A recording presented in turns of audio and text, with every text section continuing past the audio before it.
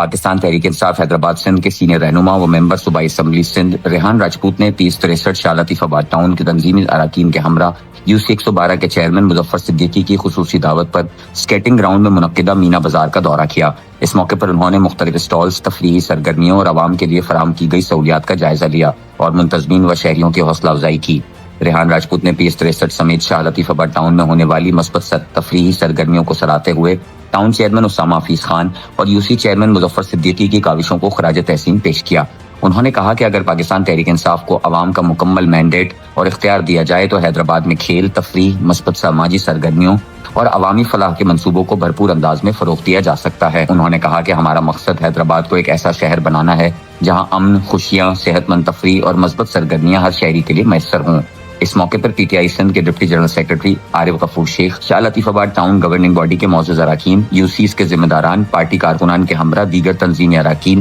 و معززین بھی موجود تھے۔